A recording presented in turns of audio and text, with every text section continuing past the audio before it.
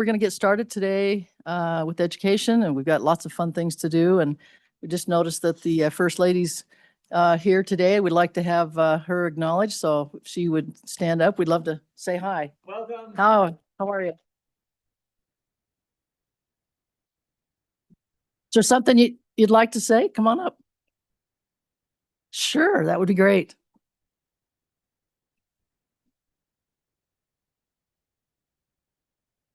That'd be great.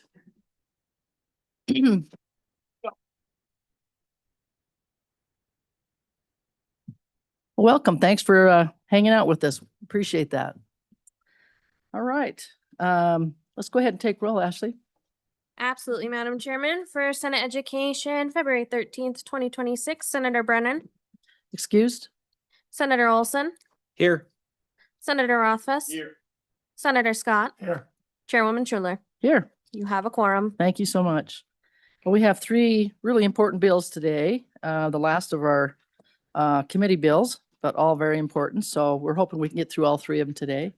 But if not, we may carry over, but we're pretty efficient, and we're unlike the people down the hall. We're a little more efficient. Yeah. Just saying.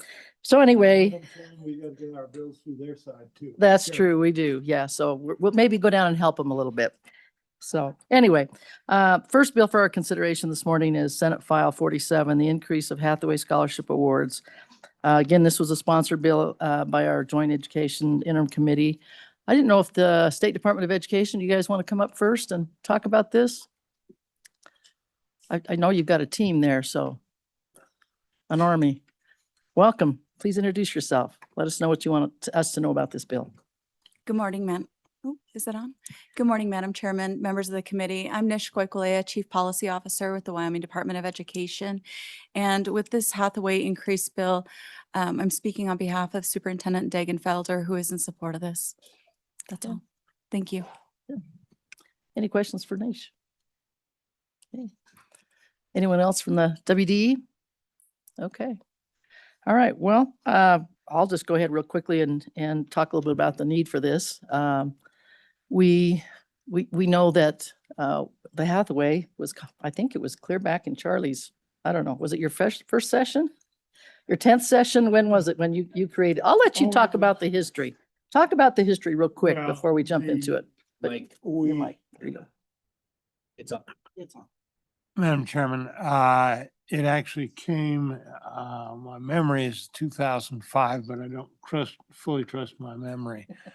The year before, I had tried to set some of the surplus we were getting in the mineral boom just into an endowment for the university and missed by one vote on the budget. So four of us, myself, Senator, then State Senator Barrasso, now our U.S. Senator, Mike Massey from Albany County, and Tex Boggs, who was member and president of Western Wyoming Community College, put together a bill to do that in bill form for the general session and brought it in, and it had a plain vanilla scholarship program in it funded with an endowment. Got it through the Senate and went over to the House. And it's really an example of how the process can improve a bill. They put in the Hathaway, the concept of the Hathaway, they had a funding source of 400 million from the school foundation program, or funds coming to the school foundation program. And they scared the devil out of those of us in the Senate because they just didn't hear it. And we let it go to the last meeting, and I think they were working out some of the complications. And they didn't put all the details in. They left that to an operating committee. But it was an example of our legislative process here just improving the quality of the bill. And when they brought it in and told us what they were doing right at the last minute, we said, if you can get that done in the House, we'll get the Senate to agree. And that's what happened. And one very nice little touch that shows Wyoming politics. Governor Hathaway was, he was in He lost his wife. He was in the last year of his own life, but he was still living at home and still mentally sharp. And Governor Friedenthal took the actual copy of the bill and signed it in the presence of Governor Hathaway at the governor's home. And I thought that was just a class touch, because the man was, ailing and not long for this world, but he still understood the significance of what was happening. So that's just a very brief history. I'm writing it up in more detail for my book, but that's just some of the brief history. And it covered at that point a much higher percentage of the university fees and tuitions and community college fees and tuitions. And that's something we need to have explicit, because this bill is intended to remedy that. And this is why we call on Senator Scott. If we need a history, it's like having an encyclopedia right next to us. So appreciate that history, and that's really cool to hear about that. But anyway, that's exactly the motivation for this bill. I think right now before this bill, if we get it passed, the Hathaway is about 47% of tuition is all. And when it came out, I think it was supposed to be somewhere around in the 80% My memory is the best of the Hathaway was 93% of the 93%. university Okay. tuition and fees. Okay. But anyway, That's my memory, and I don't fully your trust it, memory's but I'll pretty look it good, up. Senator Scott. It really is. So, but anyway, that's really the motivation for our committee to take this on. And of course, we had, folks from the colleges and university reach out to us as well. So anyway, I'm not going to go through page by page, but basically it just takes the criteria. I'll just go over just a couple of them. It takes let me go with the first one. The opportunity, the performance, and the honor scholarship. And it takes the first one from $840 to $1,180. And the same criteria exists for what they have to have in order to get that. And the second tier would be, it'd go from $1,260 to $1,770 per semester.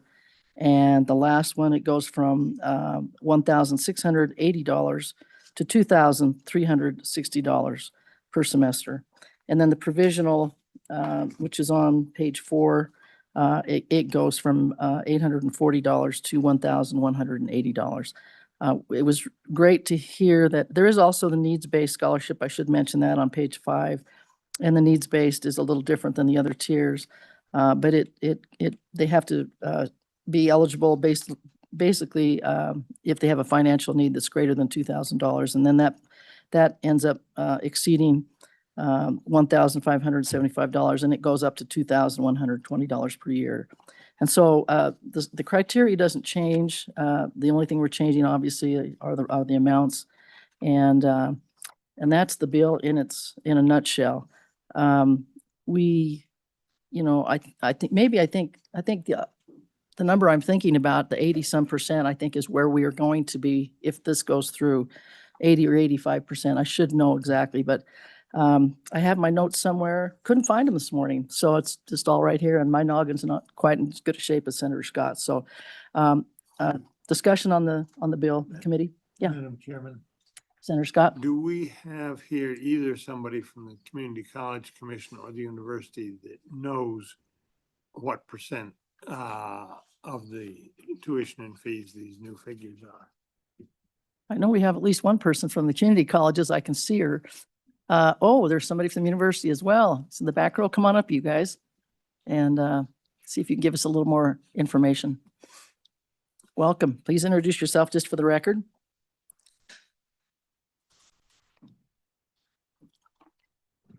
Good morning, Madam Chair. Laurel Ballard with the Wyoming Community College Commission, Executive Director.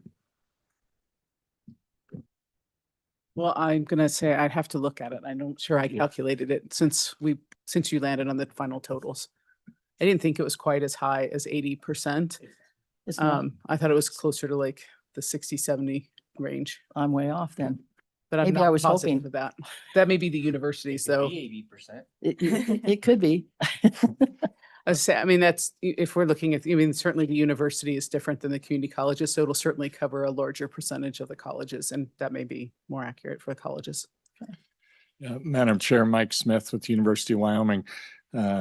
Like Dr. Ballard, I did not calculate what it would be at upon passage of this bill. We'll be sure and work together on that and can get you a number if you should pass this and it gets to the floor. But I would say by my calculation, in 2007, the first year of Hathaway, the honors scholarship provided 91% of university tuition that year. And it's currently about 40% of tuition. And similar changes in community colleges. I pulled out one in the chart that LSO provided you all over the interim, and it was providing over 100% at LCCC in 2007, and that number's around 75% now, I believe, for LCCC. Just one example. Hate to, not talking on behalf of President Schaefer or his folks, just my recollection from the work that LSO did, but happy to provide what it would mean now. While I have the mic, and I don't want to waste a bunch of your time, you've got a lot of bills, but I just think this is, from my perspective, one of the success stories of the vision of this legislature and this state on how to look forward and comply with the constitutional obligations that were given to all of us from our founders, but also look at the opportunity ahead. And it's really meant a great deal to students. I'll just remind you on undergraduate student debt at the University of Wyoming, you know, we're pretty affordable, but for in-state students and ones that qualify for the Hathaway, it's really amazing. 69% of Hathaway students graduate the university with zero debt. And we hear a lot about how nationwide problems higher education has, but at the University of Wyoming, if you're a resident and you qualify for Hathaway and you do have some amount of debt, the average is less than $20,000 after you've spent 4 or 5 years at the university. So it's really affordable, it's a value, and we're real proud of it. And just thank you for doing this. It's been 2014 since the legislature passed an increase in the Hathaway. And so this can really be impactful. So thank you. Other questions? Senator Scott? Madam Chairman, assuming we proceed and get this bill through here today, by Monday morning, can the two of you get us a sheet that shows what % these various things were originally of the tuition and fees at your institutions, and what they would be if what they are now and what they would be if this passes? Because those are numbers the full Senate will expect reasonably to hear. Madam Chairman? And it might move extraordinarily fast upstairs. In a budget session, it moves pretty fast or it doesn't move. And so we need to be prepared. Madam Chair, Ms. we can Ballard? absolutely do that. Okay. Madam thanks. Chairman? Yes, go ahead, Senator. Yeah, on that point, our August 5th, 2025 memo from our second committee meeting actually has all of that data. It just didn't anticipate at that point in time what our number would be, where we're increasing it by 40%. So we basically have that memo minus one figure, and that answer is 57% at the honors level at the University of Wyoming. I just did that one challenging problem, and this will take it to 57% of tuition and fees. We still need the summary. Madam Chair, and Yes, Mr. Smith, go ahead. and my kids tell me they never use math. That's why we have cell phones, I guess.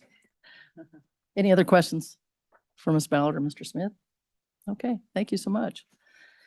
Well, with that, committee, anything else that you want to discuss on this? This one's pretty cut and dried. Yes, I absolutely will. Let's go ahead and open it up for the public then, if there's anybody that would like to come up and testify besides our colleges. Oh, good deal. We've got a young one here. We like that. Please introduce yourself. Thank you, Madam Chairwoman, members of the committee. My name is Kelsey Cooper, and I'm a senator at the ASUW at the University of Wyoming. I've only been a senator for about a year now, but the work we do is really important. And what are your thoughts on this particular scholarship? Well, most folks have already said what I was going to say. The Hathaway used to cover about 91% of tuition and fees, which was provided, those statistics were provided to you in the ASUW resolution that should have been handed out. Now it only covers about 41%, I think is the number. And about 2,050 students, Wyoming residents, are supported by the Hathaway Scholarship, and the numbers are pretty evenly spread across all three tiers. I'd like to offer a personal anecdote, if I may, about my experience with the Hathaway. Please do. I took the ACT 4 times, or I think maybe 5 times, just so that I would be able to get the highest tier of Hathaway. And I spent hours after school with my teachers working on homework to try to get the highest grade. And I know so many students are doing the same. So with this Senate File 47, I believe that many high school students will be better incentivized to complete better work and strive to do better so that they can go to university for as free as possible, like the Wyoming Constitution says. Thank you, Madam Chairwoman. Any questions for Kelsey? Yes, Senator, go ahead.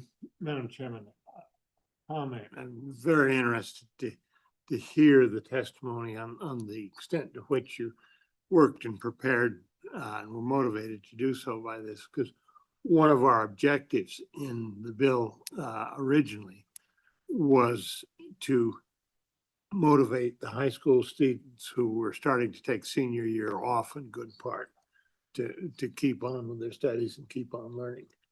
So that I find that very interesting. Other questions from Ms. Cooper? Yes, Senator, go ahead. Thank you for being here. Appreciate your testimony. I was just wondering, we have your resolution from late last year, and I was wondering if there were any follow-up resolutions in the interim, or is it just to make sure that we've got the right one. Looks like it's Halloween of 2025, 1031 was the resolution. Is that the one that you're referring to? Ms. Cooper? Thank you, Madam Chairwoman, members of the committee. Yes, sir, that is the one I'm referring to. Perfect. Thank you.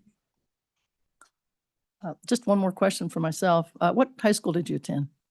Thank you, Madam Chairwoman. I attended Pinedale High School. It's just south of Jackson. Great. Yeah, I know where Pinedale is. So Sometimes people don't. my side of the state. Did you feel like there were enough classes offered for you to be able to get the rigor that you needed to attain the top level? Thank you, Madam Chairwoman. Yes, there were 3 AP classes offered at my high school, as well as dual enroll college classes through the Western Wyoming University. So there were plentiful opportunities to take classes that would fulfill those Hathaway requirements. Other questions? Thank you so much. It's great to hear from somebody that's using the scholarship and worked so hard to get it. So we Thank certainly you. appreciate your testimony. Thanks for making the trip. Thank you. Anyone else from the public that would like to testify on this bill? Is there anyone online? Madam Chairman, you do have one online. Please let them in. Alrighty, should be joining the room now. Welcome. Please let us know who you are and then go ahead. Hello. Thank you, Madam Chair, and thank you to the members of the committee. I was in front of this committee on November 13th of last year, testifying in support of this same bill. As has been mentioned several times, at the time of passage, the Hathaway honors level covered 91% of tuition and fees for the 2006-2007 academic year, which is now down to 41% for the most recent academic year.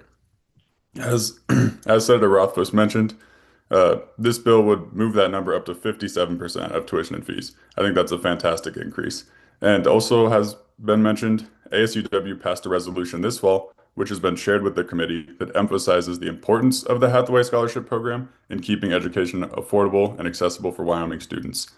We urge the legislature to expand the Hathaway funding to better reflect its original intent, as rising tuition and fees have eroded the scholarship's purchasing power, and we believe expanding this program will strengthen incentives for academic achievement and support access to higher education for students across the state. I would like to also encourage this committee to be ambitious with this increase. In research I was doing this winter for an internship report we wrote, I found that the number of high school students in Wyoming is going to decline by 23% by 2041. With less students, there's going to be an increasingly competitive enrollment landscape, and if there are not strong incentives to keep Wyoming high school graduates here in the state, I believe that will lead to a challenging enrollment environment in the future. So thank you, and yeah, thanks for your great work on this bill.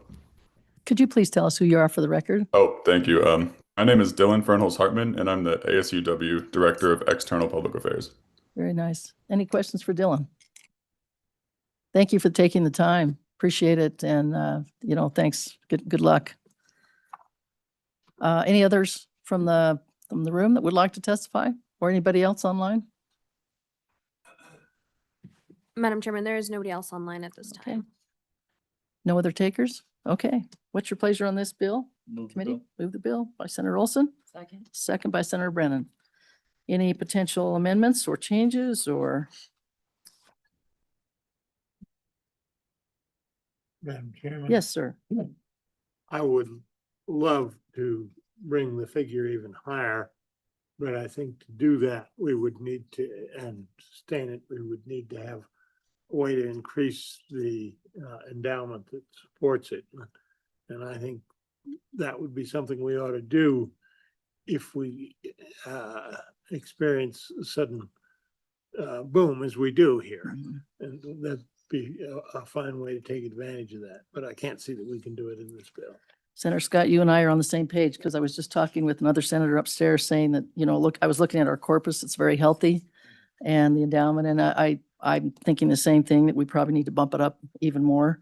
But again, I'm not sure we can do it right now. The markets are great right now, but if people next year maybe want to take another look at it and take another stab at it, but I think you're right. I think we're where we are. Senator, you had a question? No, Madam Chairman, I was just going to say, I agree. I too would love to increase it and get it back up to close to 100%, but we would have to have more funds in the corpus to do that securely.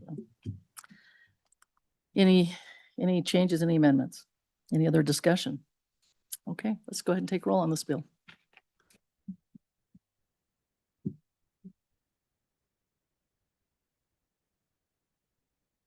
Madam Chairman, for Senate File 47, increase of Hathaway Scholarship Awards do pass. Senator Brennan, Aye. Senator Olson, Aye. Senator Rothfuss, Senator Scott, Aye. Chairwoman Schuler. Aye. That is 5 ayes. Okay. Who would like to take this up on the floor? Any volunteers? Senator Scott, I think it would be great if you would. Yeah, thank you. All right, our next bill for consideration is Senate File 36, Hathaway Lump Sum Merit Scholarship. And I believe Senator Rothfuss is going to lead off on this. Thank you, Madam Chairman. So Senate File 36 was actually the product from several years ago now, maybe 6-7 years ago. The Wyoming Tomorrow Task Force was looking at ways that we could improve the diversity of opportunities for higher education and try to increase enrollment and use of higher education throughout the state, so not just at the university. And one of the things that we came up with to propose was the idea of providing more flexibility in how the Hathaway scholarship could be used. It works very well in general for 4-year because you have a requirement that you have an 8-semester use period for the Hathaway. And so at the honors level, for example, if you're going to the University of Wyoming, you'll attend for 8 semesters typically. And therefore it's well suited for that. But in our discussions, we considered the number of times when we had students in the state of Wyoming that were not necessarily intending an 8-semester college career. They were more interested, for example, in 4 semesters at one of our colleges to achieve a certificate or a degree, something that would get them into the workforce more quickly. That was very common, but the Hathaway, as it was structured, particularly contemplating the utility of the provisional and opportunity levels, was not well suited for that. And the intent then was to provide more flexibility, and this was the idea that came up, was effectively rather than limiting it to the requirement that you utilize it at a certain pace or a certain amount over 8 semesters. And we just looked at a bill that basically goes through the award amounts per semester, that it could instead be offered as effectively a lump sum, so that you've got what is the equivalent of a higher education debit card for the university colleges and the university, or excuse me, the Wyoming colleges and university, so that rather than having to be a full-time student, it would be very easy to enroll, for example, as a part-time student one semester, a full-time student the next. There would be no penalty associated with that, which traditionally you're really wasting your Hathaway if you're not enrolling as a full-time student, if you're at the honors level, particularly if you're enrolling fewer credits than full-time at one of our colleges, you are just burning your dollars. You could be burning half of it if you were honors level, utilizing it at a community college for a half time of 6 credits, then you would just be wasting money. So the idea here is to encourage and provide a vehicle for those that are interested in CTE careers, alternative timelines where it's not a simple 4-year, but you have, for example, an interest in being an apprentice, serving a substantial number of hours of internship, and doing that in a way where you would still want to be enrolled, but perhaps part-time, providing much more flexibility. So getting back to the debit card idea, Madam Chairman, you have your full amount of Hathaway available. This doesn't change the amount of Hathaway. And so if we passed both of these, we would need to integrate the two with the changes. But you'd have that debit card and you could pay for your tuition and fees. It's just for tuition and fees at university and colleges in the state of Wyoming. And then you could utilize it in whatever capacity you wanted. So for those provisional opportunities, they would become much more valuable for those students without having a higher award amount.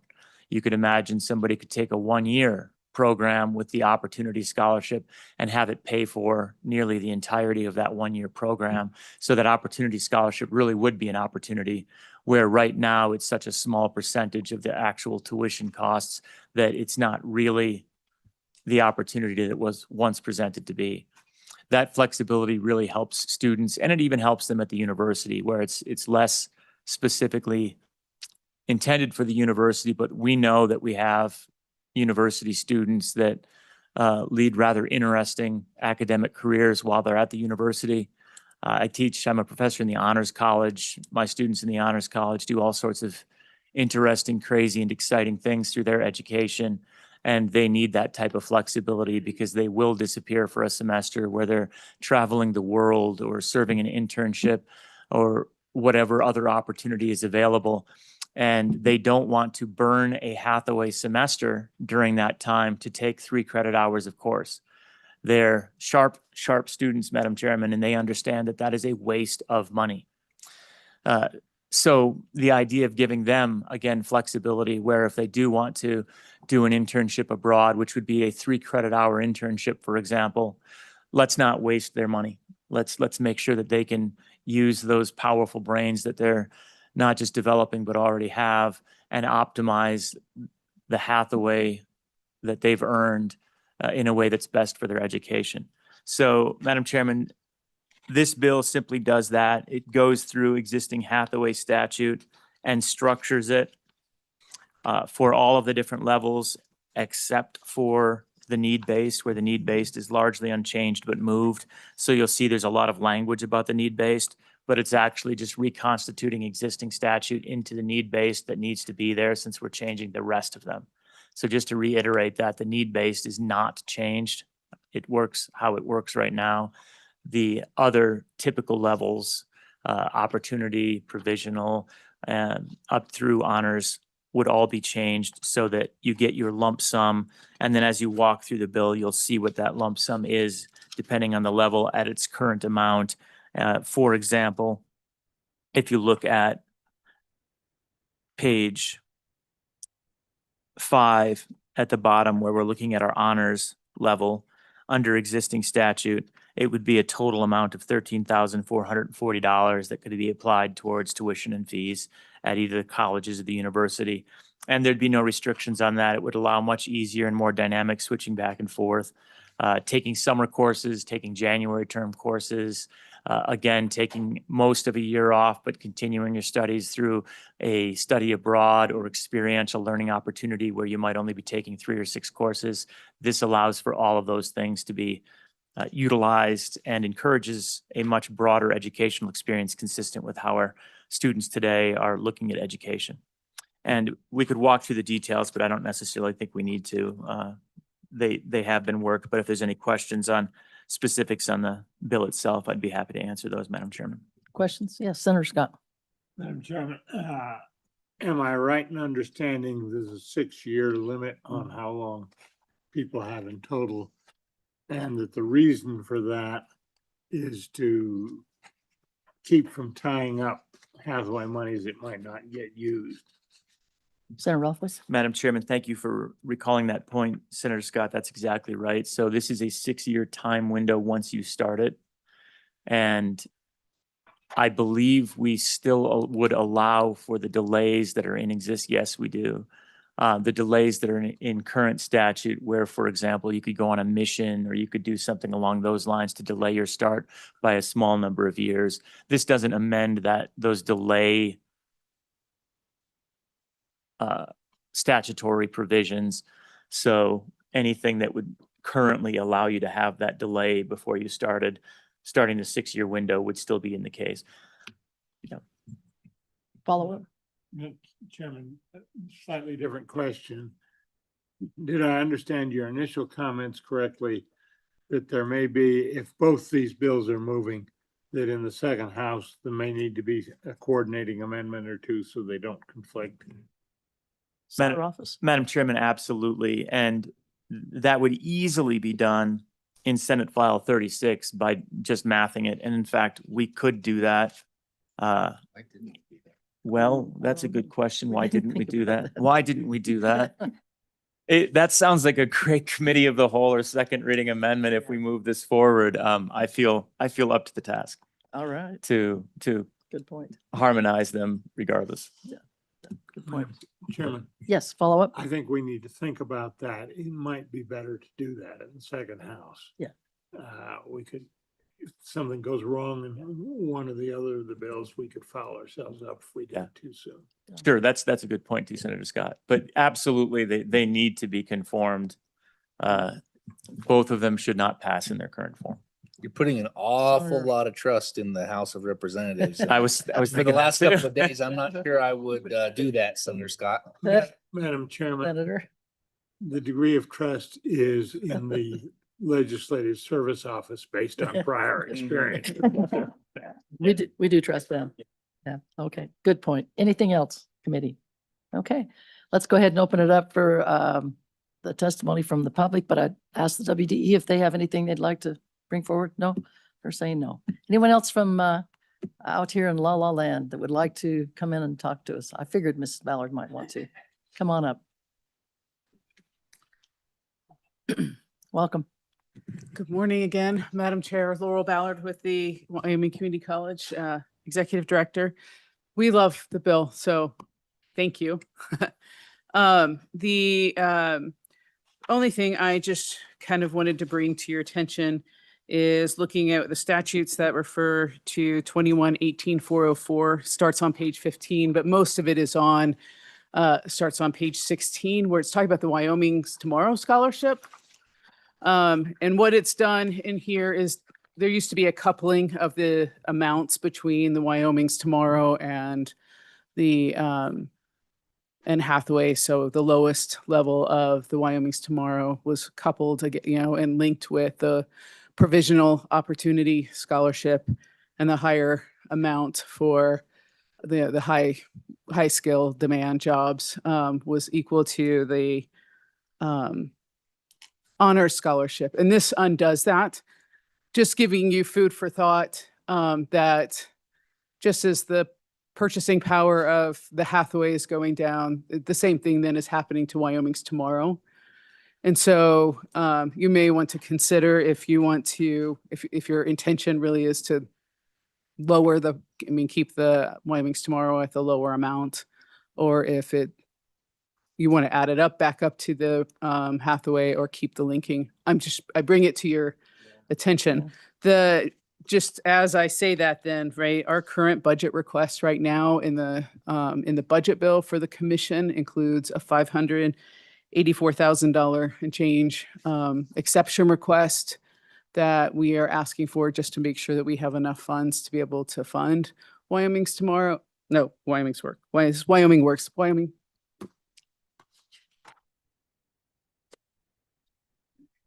Works. I said Wyoming's Tomorrow. I meant Wyoming Works. I thought that's what you meant. Sorry, I apologize for the confusion.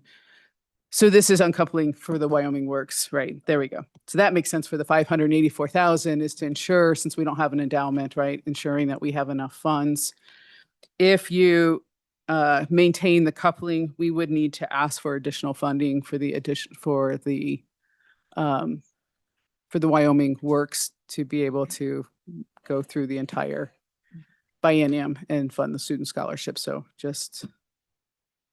Madam Chair. Yes, Senator Rothfuss. So Madam Chairman, and to me, that actually seems more relevant to the last bill we passed as far as the appropriation aspect of it, because we're upping the amount of money that the Hathaway provides in a semester by 40%.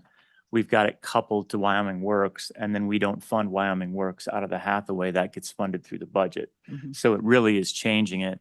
What we do in the Wyoming Tomorrow bill is we decouple it because we no longer provide a semester amount.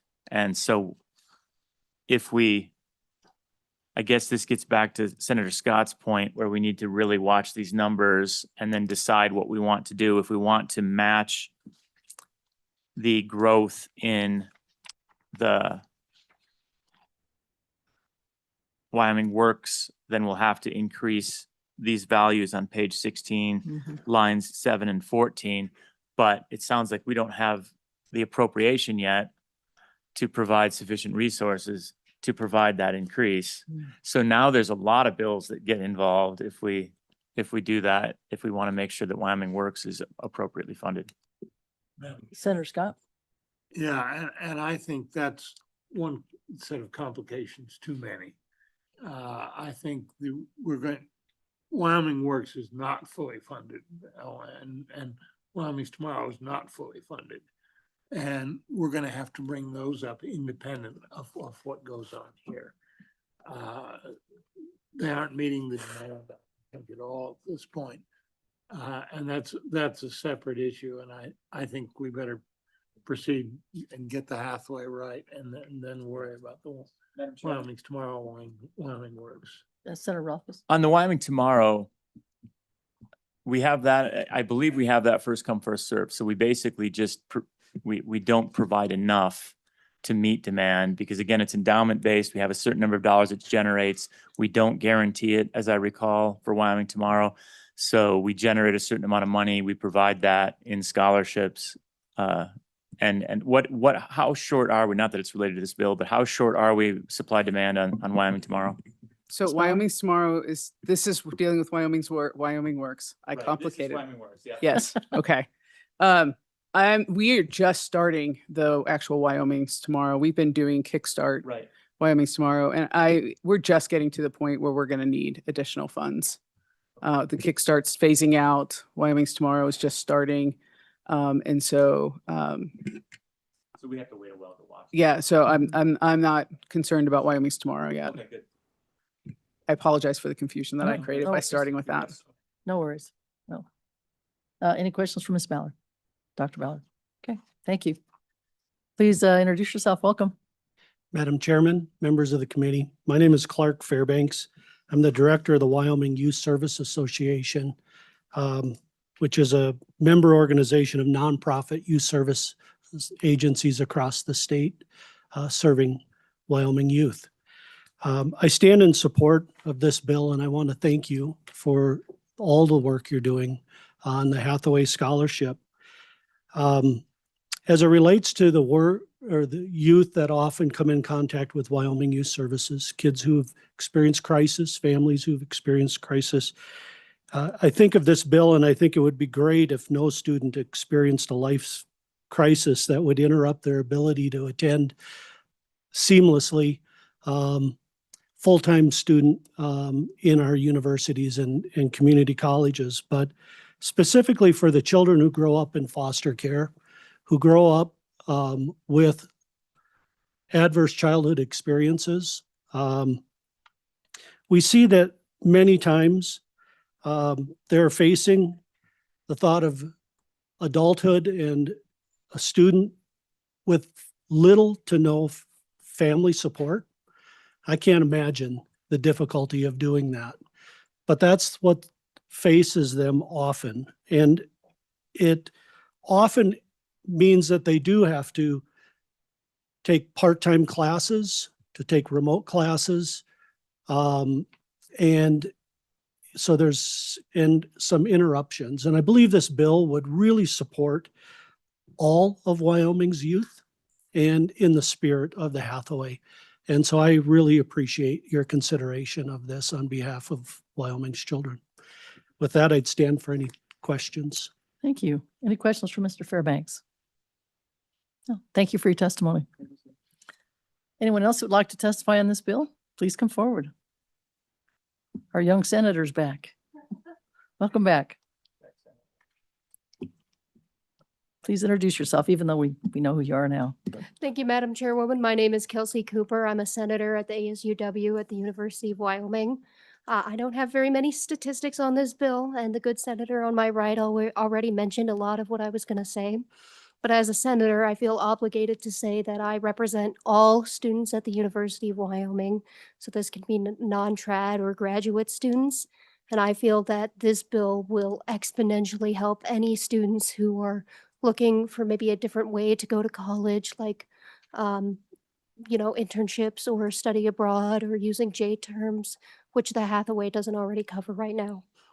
Even though I'm a traditional 4-year student where I go fall semester and spring semester, I know there are so many others who could utilize this scholarship to the best of its ability. So I stand for any questions. Questions, committee? I have just one. What do you see a lot of your fellow students over there who are really struggling with bills, who maybe would need to drop out for a semester and work full time instead of taking any classes at all, but just can't do it because the way it's set up now, they can't do that. Do you see that's a problem, or do you see those kinds of issues? Thank you, Madam Chairwoman. I do believe that is a problem in the University of Wyoming. Not a lot of students have brought it to my attention as a senator, but as a student who goes there, I hear about it all the time. People are worried about paying their rent and paying for their groceries on top of whatever tuition already costs. So I feel that this would just relieve that burden. Okay. Other questions, comments? Thank you so much for your testimony. Really appreciate it. It's great to hear from the youngsters, young people, not youngsters, young people. Pretty much you're all younger than I am. So anyway, young people. Thanks so much, Kelsey. Thank you. And good luck over there. Others in the room that would like to testify on this bill? All right, with that, we will close public testimony. What's your pleasure on this bill, committee? Move the bill. A second? Got a second by Senator Brennan. I think we could probably go ahead and take roll. Ashley?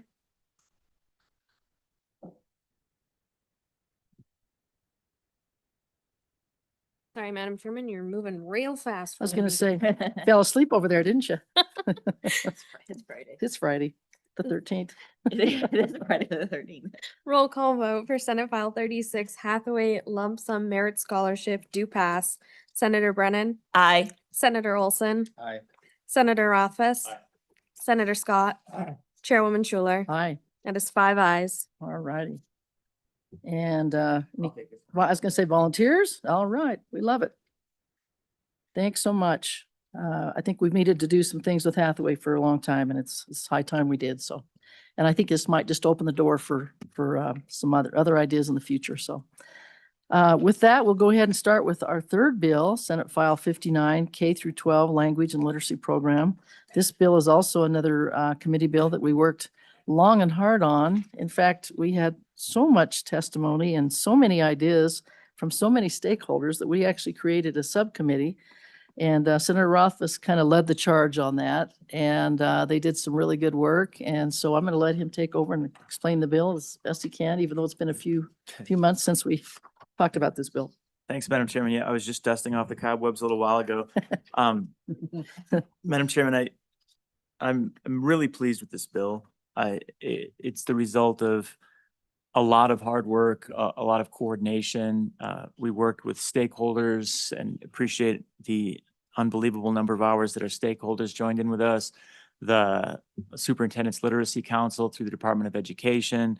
We all came together and iterated through this. So the university was involved, public and private stakeholder groups, WDE. So many people came together to try to get this right, because you'll recall, Madam Chairman, that we've been working on literacy and typically K-3 literacy for many years, focused on trying to improve the way we're doing things, trying to align with best practices. And I think all of the bills that we've been passing have been good bills, but it ended up being a bit of a hodgepodge in statute where there wasn't the clarity that we needed and the continuity. And looking at around the country, you could see other states putting together some comprehensive literacy programs. So we took the opportunity to do that. There was a lot of dialogue about not just focusing on K-3, although we know the importance of K-3, but recognizing that literacy is something that we have to have the right tools for, beginning in kindergarten, but going all the way through grade 12, and recognizing that we have students struggling in those higher grades. And then recognizing that everything we do has to be aligned with the science of reading.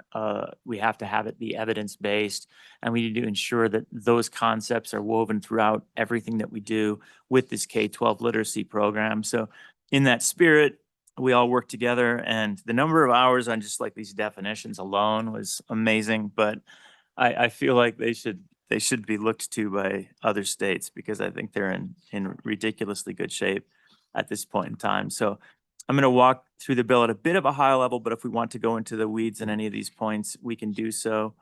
But looking at page 2, we start off with just the creation of the Wyoming Language and Literacy Program, and start with its mission and purpose, where you see what I just described, that we need K-12 in an evidence-based way, that we've got assessment, intervention, and all of the important educational supports in place, as well as communication and partnership with families, which is an important part of the themes that you'll see woven throughout this draft.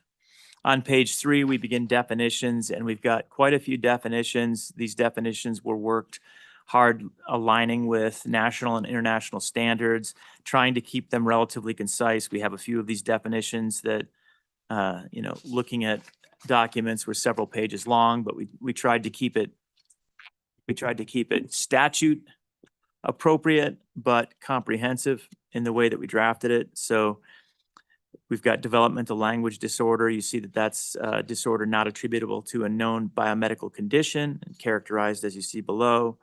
A diagnostic assessment is defined on page 3. This is something where not only have you been screened, but now we're trying to hone in on specifics of what might be going wrong, what are the difficulties, and we use those to inform the reading plans that will be developed, and we'll see more about that later. On to page 4. All districts, we'll see in a bit, will have one of these district language and literacy plans that once again provides the definition here of what has to be included. It's comprehensive, includes professional development and identifying what students need and how to best go about managing those needs. On page 4, the definition of dyslexia is aligned with the International Dyslexia Association, but it's not their longest form definition. There was one that was about 2.5 pages. We went with the paragraph long version. On page 5, dyslexia screener. There's going to be 2 types of screeners in this bill, a universal screener and a dyslexia screener. They'll be administered on different frequencies and at different times. So this is the definition specifically for dyslexia screener. These screeners you'll see on lines 5 and 6.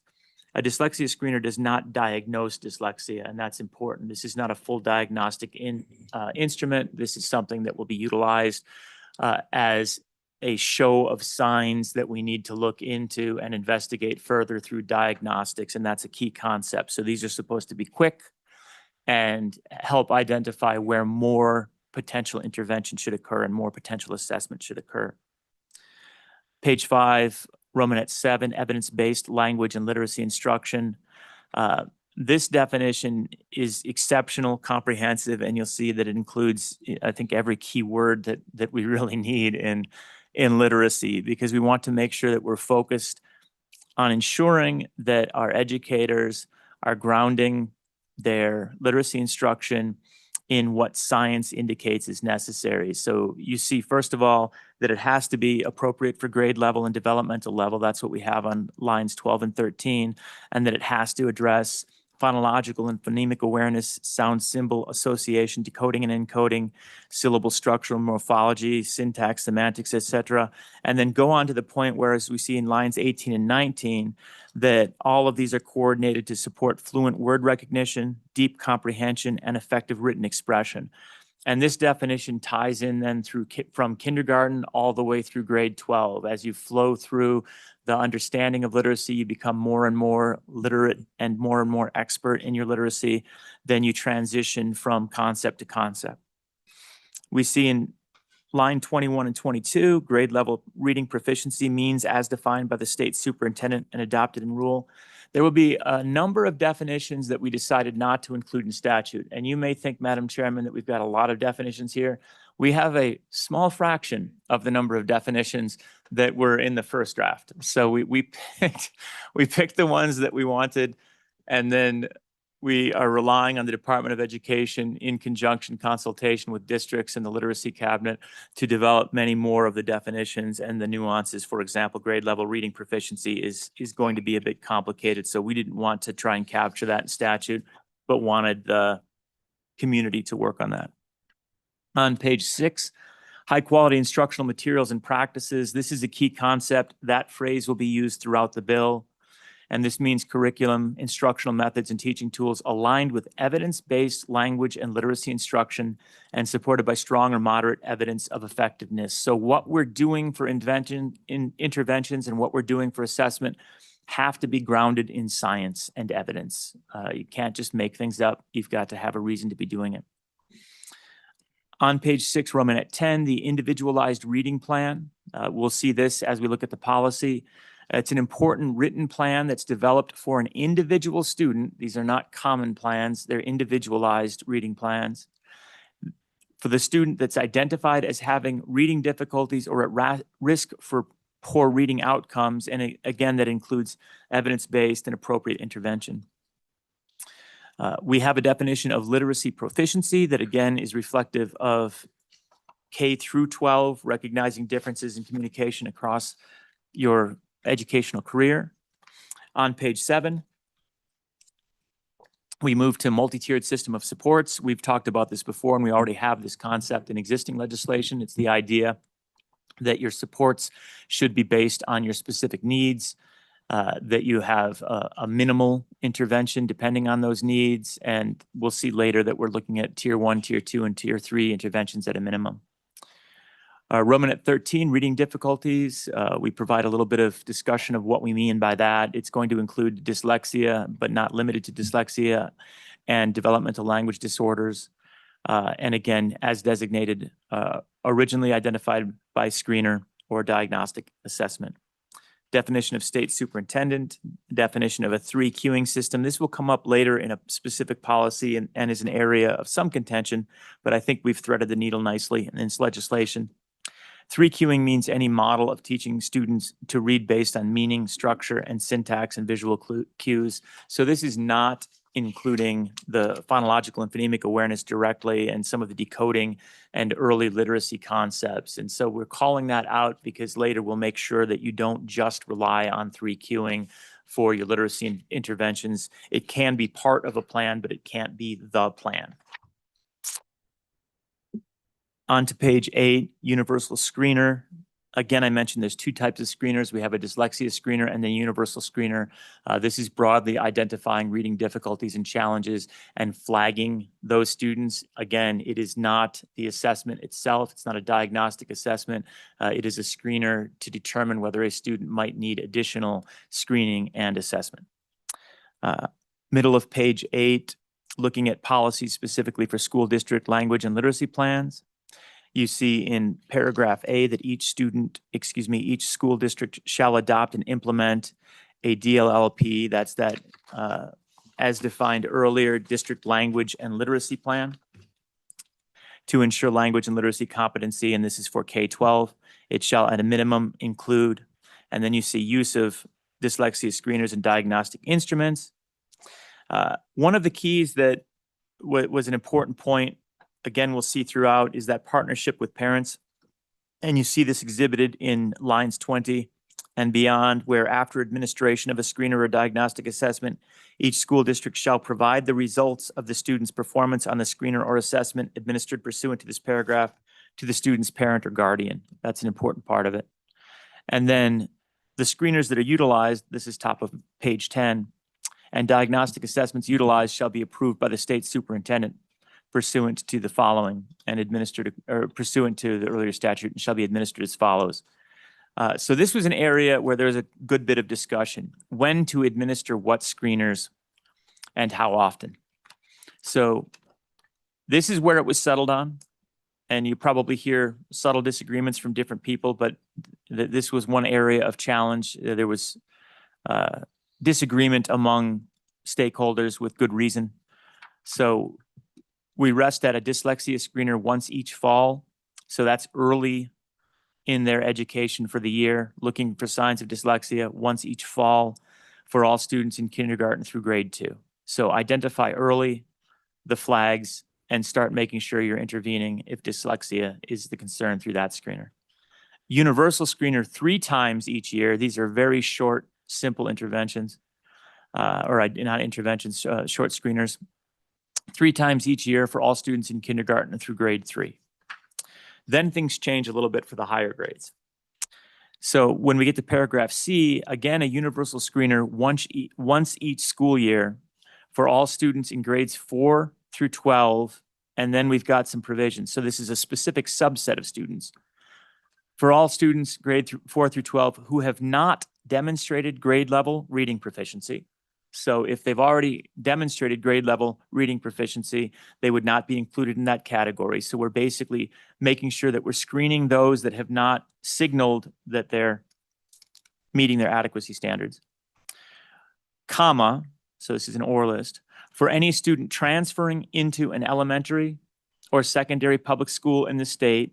So any new student, we want to make sure that we're identifying quickly and early whether they need additional intervention and that we're not letting them fall through the cracks. Yep. Where are you in the bill? My apologies. Page 9. Page 9. Yep. Yeah. Senator Scott, I'm on page 9, subsection C, and I'm very specifically reading through from line 13. I'll wait for you to get there, Senator Scott. Okay. And now I'm on, so I just mentioned line 15, for any student transferring into an elementary or secondary public school in the state. And then 16 on to 17, for any student identified as not proficient or at risk for poor reading outcomes through district procedures or recent assessments. So basically, if someone is flagged right now as needing intervention, they're going to keep being assessed until they've demonstrated that they no longer need intervention, which is obviously a sensible approach. So at the early K through 3 years, we're just checking everyone frequently, because that's when you start typically seeing those problems and struggles, and we want to identify them as soon as we can.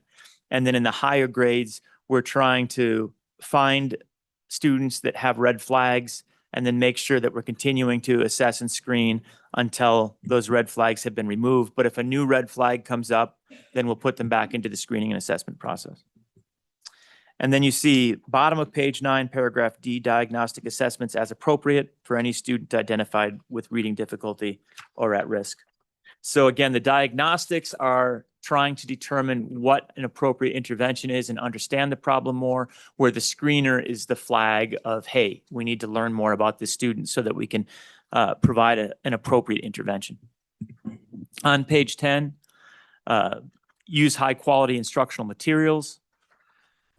Romanet 3, deploy an MTSS, multi-tier system of supports, that ensures comprehensive and effective evidence-based language and literacy instruction and intervention to improve the literacy proficiency for all students.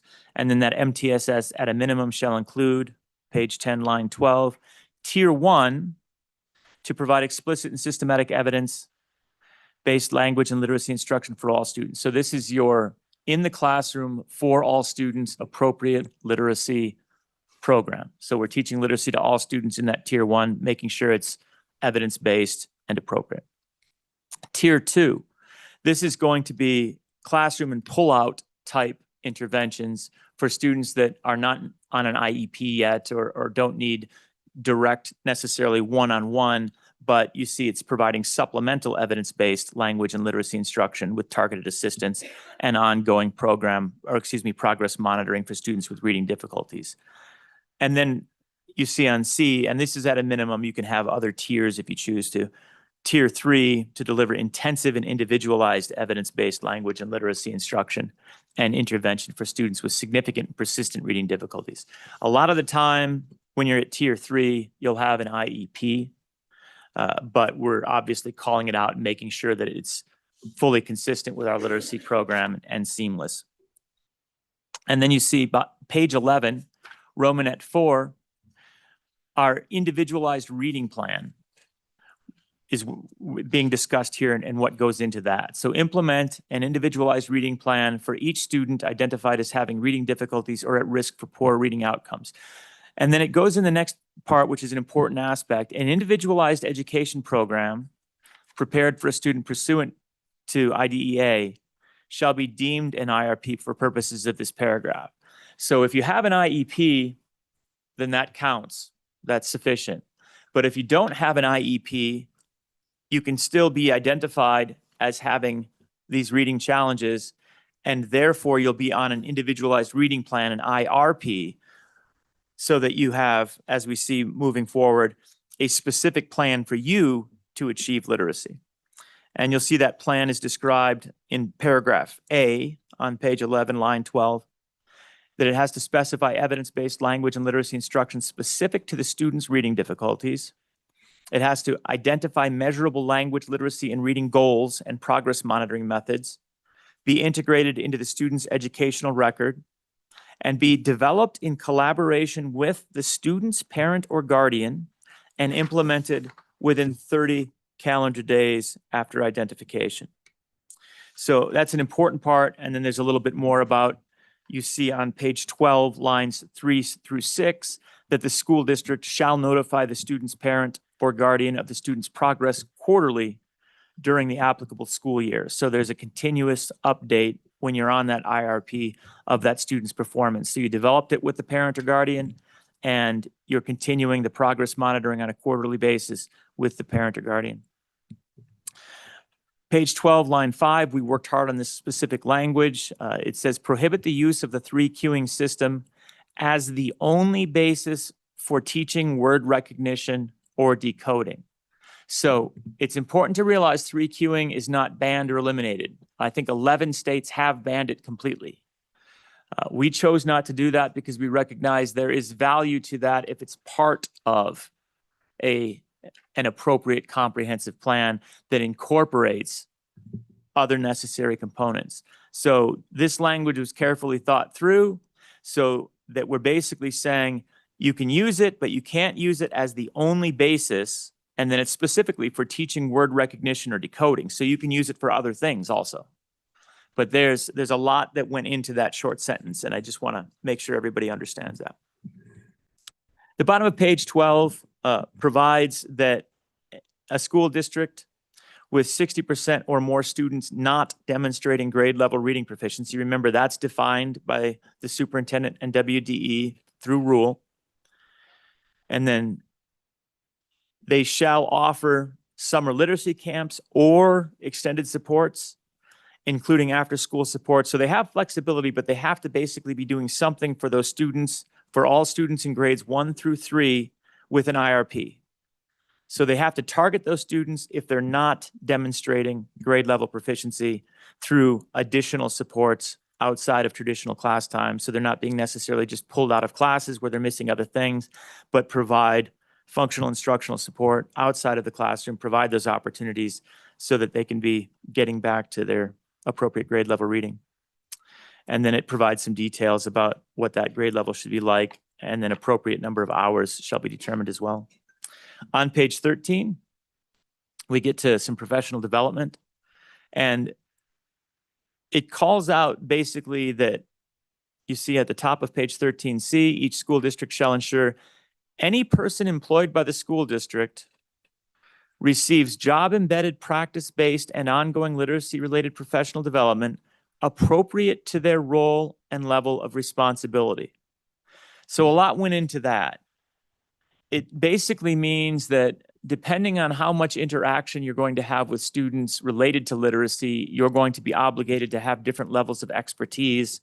And that's going to be something that will be determined based on rule and regulation, as well as through our Professional Teacher Standards Board. You'll see a little bit more about that later. Page 13, paragraph D, that's line 13, talks about each district providing a report that includes the percentage of students not achieving grade level proficiency, average growth by grade for the lowest 10% of students in relation to grade level proficiency. On page 14, a list of the evidence-based language and literacy instruction and high-quality instructional materials that's used by that district. And in Romanet 4, the qualifications as defined by rule of any person employed by the district that delivers language and literacy instruction to students to make sure they're compliant with something that'll be coming right up. Page 14 at the bottom, some additional responsibilities of the state superintendent. Requires that the state superintendent consult with school districts to identify universal and dyslexia screeners, diagnostic instruments, and most of the other things we've been talking about. And you see on lines 19 through 22 that school districts may request the state superintendent approve use of alternatives not incorporated in rule in the manner and form required by the state superintendent. So allowing some exception language where districts need that exception.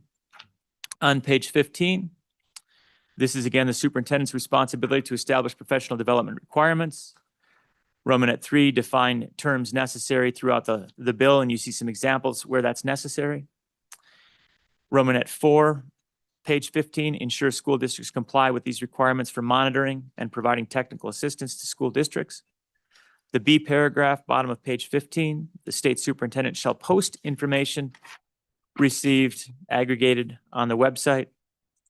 And then page 16 and 17 get to some responsibilities for our Professional Teacher Standards Board, PTSB. So the board we're talking about here is now the PTSB. And you see that we're going to require some enhanced licensure in the E paragraph that teachers licensed after July 1st, 2027 shall demonstrate literacy competency appropriate to their instructional role and grade band as a condition of initial licensure. So as of July 1, 2027, initial licensure will require that. Those licensed on or before July 1st shall demonstrate literacy competency appropriate to their instructional role and grade band upon renewal of that license. And then you see, for purposes of this subparagraph, literacy competencies shall be as defined by the rule of the board. So the PTSB will be required to figure out what that is, work with stakeholders, and determine through rule. And I think they'll provide some testimony. They've been working on that already. And then finally, the F paragraph, a reading specialist endorsement. They've also been working on this, so we'll get an update. Maybe we change this language a little bit to reflect where they're at. A reading specialist endorsement aligned with evidence-based language and literacy instruction as defined earlier. And the rest, Madam Chairman, is conforming amendments.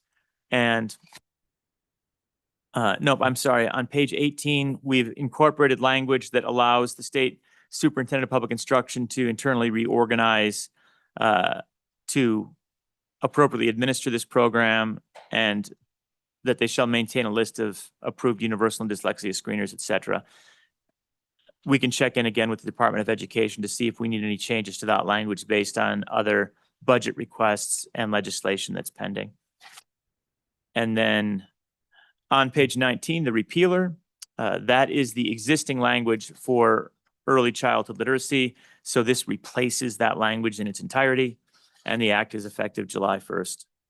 Madam Chairman, sorry for the very long narrative for this legislation, but I think it's a very important piece of legislation. A lot of people worked hard on it, and I'd be happy to answer any questions. Any questions from the committee for Senator Rothfuss? Yeah, this bill was a lot. And like I said, we've been working on literacy, and hopefully this is the right one. Hopefully we've got it where we need to. So, but if there's no questions from the committee, we'll go ahead. Oh, Senator Scott, sorry, didn't see your hand. Madam Chairman, one of my questions is, suppose, all the districts, as far as I know, buy a specific system for teaching reading and use it. What happens when a district buys one? Will they all conform to this? I think there's quite a variety out there. What happens if a district is using one that doesn't? And the second question related to that, given our experience with the original 401 section, where the districts in good part ignored the requirements, what happens to a district that just ignores the requirements here? Senator Rothfuss, you have a question? I mean, an answer. I haven't answered one of them, but go ahead. Madam Chairman, you can pick the one you want to answer, and then I'll answer the other one. Well, I was just going to answer the last part. I think the State Department of Education they're the ones who will deal with that, with the districts that are not, following what we have here in its entirety. And I don't think we specified exactly, but they may have a little bit more to say when they come up. So, but it's in their hands. So, you want to answer the first part? Yeah, Madam Chairman, that's something I don't know if we specifically talked about, but if you had a curriculum that did not appropriately teach literacy to the standards of this bill, you would have to supplement the curriculum in some way. And so I guess I would just advise you not to do that. That would be a bad choice of curriculum because it would be falling short on an appropriate evidence-based literacy curriculum. And I guess I'd be interested in hearing from districts if any of them feel that they have curricula that does not align with this, and then what would the justification be for not having an evidence-based literacy curriculum? Madam Chair, Yes, Senator. I suspect they'll all be able to make an argument that they have a evidence-based literary. What I expect them to do, though, is some districts will ignore the parental involvement requirements. Some districts will not bother with the individualized reading plan. That was our experience. They just didn't do it. And what do you do under those circumstances? And Madam Chairman, I mean, that this is a constant problem that we have, right? Appropriate enforcement. We know that most of the time, most districts are going to do the right thing. But if you have clear statute, plus if we do have the literacy advisor or in the Department of Education, I think we've got a good contact there as well. Somebody that you can say, hey, we've got a district that's not meeting these specific needs, and then maybe the Department of Education could be bringing attention to that. It's always a challenge, and we can't come up with a magic bullet really that makes everyone do what they're supposed to do. I haven't found that law yet. Maybe Senator Olson has. No. No. Sorry. Okay. Follow up, Senator. Madam Chairman, Go ahead. somewhat different question. A key here is that the state superintendent is going to define what reading at grade level means. Mhm. We're going to have a different, given the way the politics are playing out with the superintendent running for higher office, we're going to have in all probability, we're going to have a different superintendent. We have no idea who it's going to be at this point. I don't see any effective guidance or parameters in here that influences that definition. And what do you do if you get somebody, as we have had in the past, a superintendent who goes all out to avoid any conflict with school districts and dumbs that definition way down? I think we're wide open to that, for this bill. Well, Senator Scott, just my estimation is that, it's pretty black and white, what we're asking the state superintendent's office to do. I don't really believe that politics will change it much because most of it is black and white. But that's just me being, the Pollyanna up here on the committee. But I do, that's something we'll have to, I guess, be aware of, down the road. I don't know. Does anybody else have a thought on that? Madam Chair? Yes, Senator Scott or Senator Yeah, I was Rothfuss. just trying to get back to the specific language on that, but most of these rules, I mean, that would be by rule. Mhm. And most of it is based on working with stakeholders to determine that through rules. So even though the state superintendent has a lot of capacity to make that determination, I guess I have confidence in the stakeholder community to ensure that it's done well. I mean, I guess we have that same problem with any rule, right? We write a rule and it can be written well and it can be written badly. But it gets reviewed when it's written badly, and there's public participation process, and usually there's a great deal of feedback when it's written poorly. I've participated in that on a number of occasions as rules came through the management council where we had concerns. So I guess I would just have to have some confidence that the stakeholder community, and in my experience, have done a great job of it. When they see problems with rules in education, I tend to hear about it, and it ends up going pretty well. So but I can never solve for, a future bad elected that wants to do the wrong thing. I'll cast my vote like the rest of us. Also, I had a couple questions from a couple of districts. And I think I think the top of page 15, I think, is the question that some of them had, that they felt like that even their elementary PE and music teachers were going to have to be, certified, to be reading specialists. And I said, I don't see anything in our bill that does that. I think if you look at the top of page 15, where we have to do some professional development, it really talks about how all school district personnel has to have some, professional development to help with effective language and literacy, but it's differentiated by their role and their level of responsibility. And so I think that's, I tried to put those folks at ease and say, I think that covers the issue. Your music and PE teachers, I don't believe have to go quite the same length of requirements that some of the rest of them do. Senator Olson? I was just gonna add to that, Madam Chairman, I think on page 16, the licensing requirements and the renewal requirements specifically say to their instructional role. Mhm. Yeah. They have to demonstrate literacy competency. So I would interpret that to mean that if you're a PE teacher, what is your instructional role, or you don't have you don't have the reading and writing components in your classroom. So I would suspect that they would be just fine. Yeah.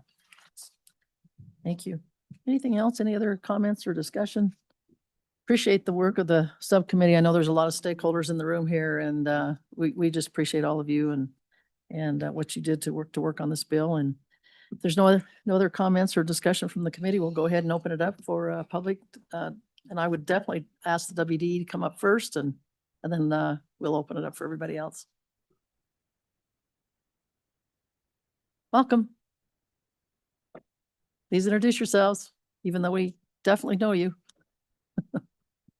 Good morning, Madam Chair, committee members, Dickie Shaner, Department of Education, and I'm joined by Nate Tajeski and Dr. Claudia Ladd. And with your permission, Madam Chair, Nate had some acknowledgements he'd like to do real quick. Sure.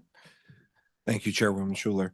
In the audience today, we have our Level Up group, our district teachers of the year, as well as our state teacher of the year. So if real quickly they could stand up and be recognized. That'd be great. Oh, thank you for coming.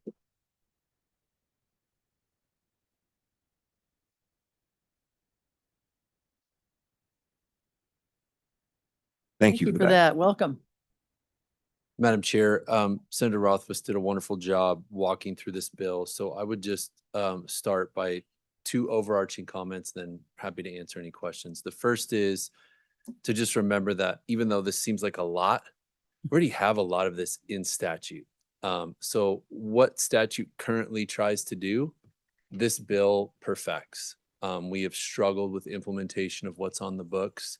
And this bill has been a collaborative, comprehensive rewrite of what's currently on the books. And second, we've heard a lot of discussion about having a K-12 requirement versus just maybe a K-3 like it is right now, or K-5.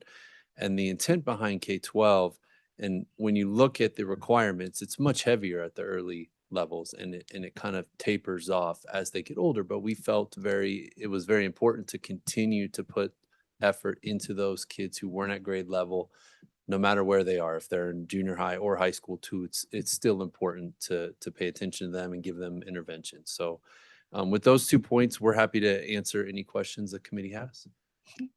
Questions for the WDE?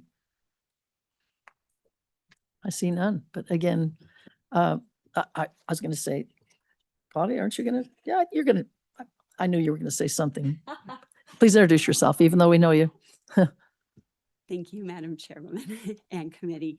I'm Claudia Ladd. I am representing literacy for the state of Wyoming, and I wanted to touch on that very strongly thought out question by Senator Scott. It was fantastic about what happens as superintendents change. I think that was a good. I'm building on to your question, Senator Scott, that we have the standards that guide that. So the literacy standards for the state would be that protective barrier that we are getting on track throughout for kids, no matter who is in office. So thank you for your question, Senator Scott. Very good question, though. Yep. Anything else? WDE. All of a sudden, we have an echo. Well, thanks for your work, Claudia. You helped a lot, and as well as the state superintendent. I know this was her priority for her and also for our committee this year to come up with maybe a top-notch literacy program that we can hopefully find some success with. So thanks for your efforts. And we'll go ahead and open it up. I know we have Representative Jarvis here. I just noticed, and I know she helped out a little bit with this bill. Would you like to come up and say a few words?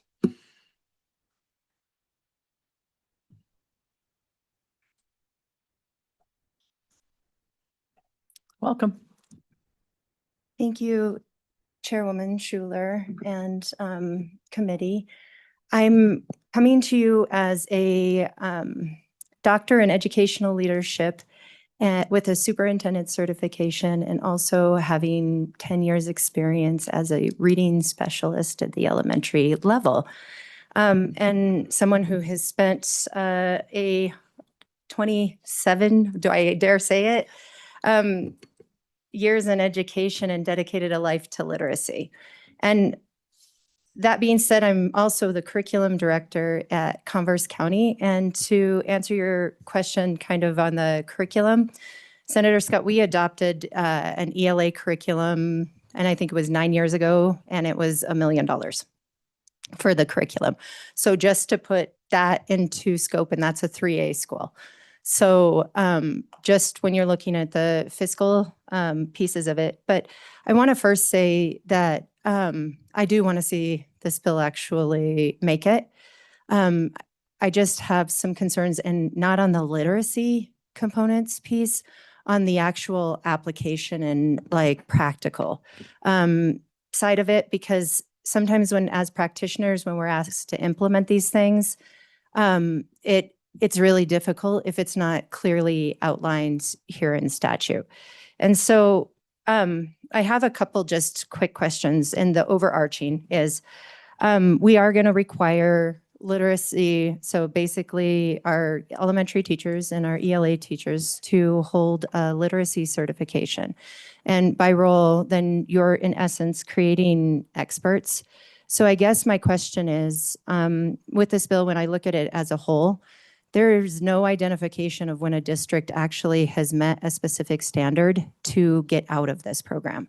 So this almost puts districts in a corrective action where they have to always use the required curriculum. They have to always use the required methods. There isn't a lot of may or shall in this. And so I just ask that you look at that, because if there's a way for an exit program, should you meet a specific standard or finally get to a point, that would be a wonderful experience. And especially if your teachers are all experts, then to honor that progression of literacy would be wonderful. So like overall, if there's a way to just kind of add that in there, that would be fantastic. I want to draw your attention to just really fast. On page 5, this is a absolutely beautiful definition of evidence-based language and literacy instruction. My only concern is when you use explicit, systematic, and cumulative diagnosis or diagnostic and fluent word recognition. It is sometimes limiting at the secondary level, because when you're talking systematic, I don't know if AP English classes need to be systematic, explicit, because you're dealing with a very different type of human being. So I would just like to consider that that definition is absolutely beautiful when you're talking the elementary level. The other on page 6, it's just those friendly literacy proficiency. Typically, we don't use proficiency as a term when we're teaching. We're using screeners as they're getting to proficiency, they're making it. So I would just kind of question that. And then I would also question on page 6, when we're deemed to having to use interventions, there's not a lot of interventions that come well researched. The core curriculums, you can find some beautiful, strong core curriculums, but if you're looking at your intervention resources, this sometimes becomes difficult with trying to be able to supplement and really make that happen. On page 7, multi-tiered systems of support, our high schools don't typically do that. It's more of an intervention course. And I can tell you in Converse, what we have is we have 2 intervention courses. We call it, so like we'll have an Algebra 1 class and then we'll have an Algebra 1 lab. So the kids will stay an extra period to get that intervention. And we also have that for ELA. So we'll have their 9th grade English class, and then they'll have a 9th grade lab. So we kind of have built it in that way, but it's more course specific than multi-tiered systems of support, and then page 7, I just want to draw at the very bottom, that 3 queuing system. I actually just read some new research that's a really good accommodation for kids with dyslexia. So it's strangely enough, whether it's grounded, I would caution getting really deep into the weeds and definitions, just because research does evolve and change. So on page 8, I just want you guys to be aware, when you're talking universal screeners, you're talking, and there was something that happened very specific with the beforehand, that it be brief, that it be 5 to 10 minutes and in and out, especially if you're going to do it for everybody. So when we look at this, it's being really, really cognizant that we're not hijacking teaching time for testing time. So I appreciate what Senator Rothfuss said, how much time was spent really talking through the appropriateness of the assessments, which brings me to that question. I just want you to know diagnostics can be anywhere from 5 minutes to 2 hours to give to each individual kid. So when you start going down that road, it would be wonderful if, like, we could ask WDE here, don't you love it, to come out with some good flow charts on when those are appropriate and when those aren't, because that time in front of teachers is critical and important. So I just want to be cautious that these assessments are not created equal when we're talking about putting things into statute. And maybe there's parts of this that just belong better in rules for that specific reason.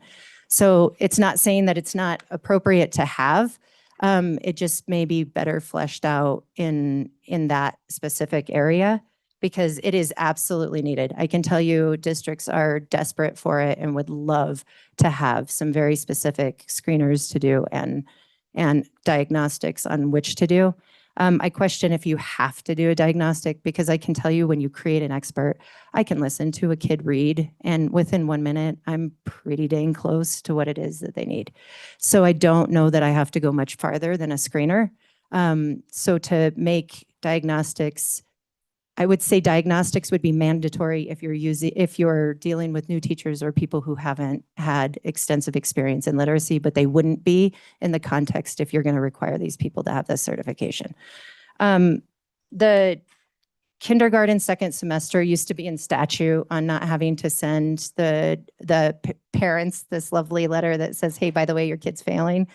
And we understand kindergarten, they come in with an array of things. Some of them are reading and some of them are not, like they just need a lot of help and support.